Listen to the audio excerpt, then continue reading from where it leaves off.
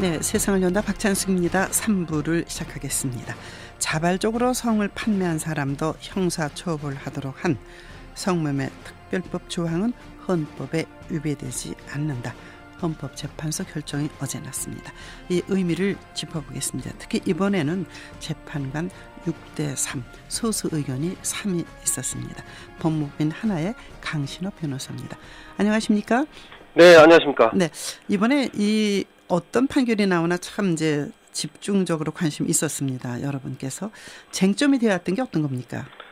네, 이번에 그 헌법재판소 결정이 난 것은 성매매, 알선 등 행위 처벌에 관한 법률, 네. 약칭해서는 성매매 처벌법이라고 합니다. 네네. 이 법의 21조, 그 성매매를 한 사람은 1년 이하의 징역이나 300만 원 이하의 벌금, 구류 또는 과료에 처한다는 조항이 있습니다. 네.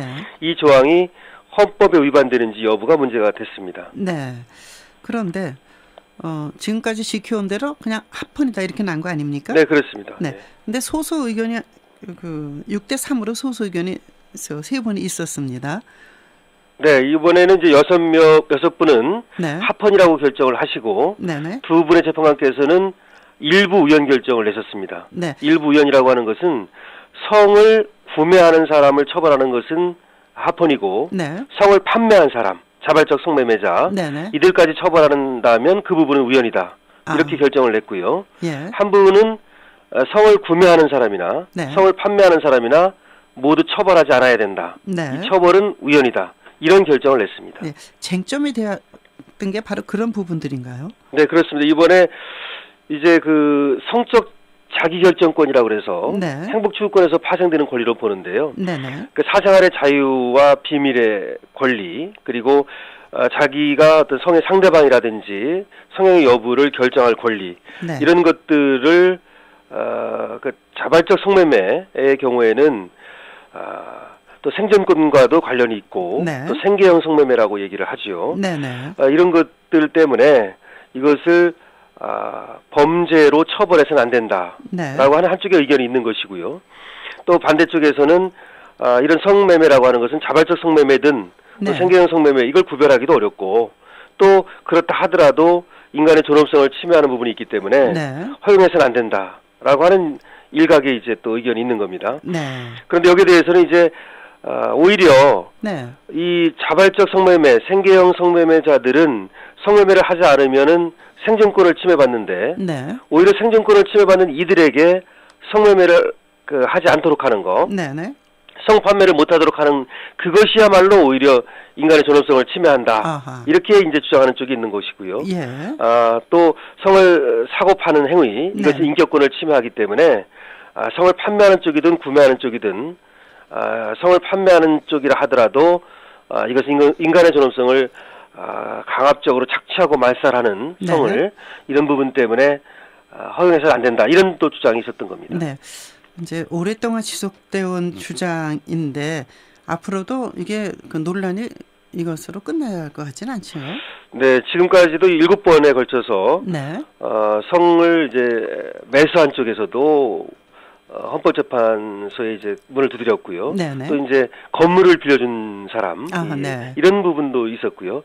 근데 이 부분은 사실 보기에 따라서는 굉장히 첨예한 그렇게 갈릴 수 있는 부분입니다. 네. 이번에도 보면 그 두 분의 재판관께서는 네. 성 판매자에 대해서는 적어도 네네. 비범죄해야 된다는 주장을 하셨고요.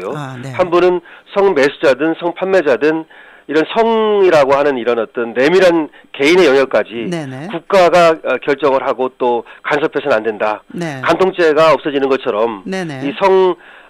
이 부분에 대해서는 국가가 간섭하지 않는 것이 추세인데 네. 이 부분에 대해서 국가가 간섭해서는 안 된다. 이렇게 이제 주장을 하시기 때문에 네. 그 유엔에서도 이 권고사항으로 사실은 이 성매매 비범죄화를 권고하고 있습니다. 네. 그런 부분을 보면 앞으로도 논란은 계속될 것으로 보입니다. 네.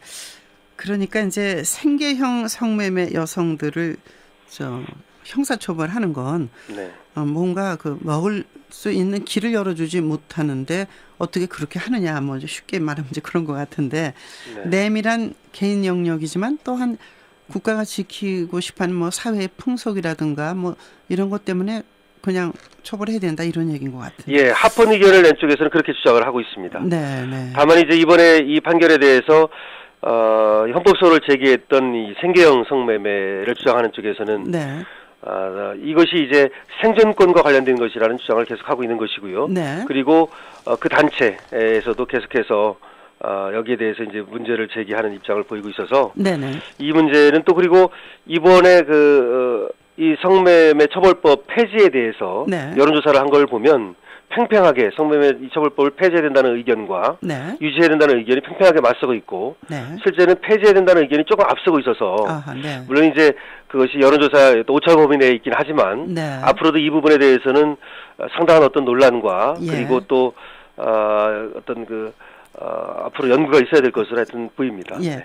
간통죄 폐지와 함께 이제 관심 갖고 있었던 그런 분야인데 어쨌든 내밀한 개인 영역에 국가가 어느 정도 개입할 것인가. 그러나 국가라는 이것을 지키기 위해서 우리가 또 지켜야 될 영역이 있다. 앞으로도 계속 논란은 될 것 같습니다. 그렇죠? 네, 그렇습니다. 변화의 바람은 있지만. 네. 네, 오늘 말씀 잘 들었습니다. 고맙습니다. 네, 고맙습니다. 네, 성매매, 알선 등 행위 처벌에 관한 법률 여기에 대해서 합헌 결정 내려졌습니다. 법무법인 하나의 강신호 변호사와 함께했습니다.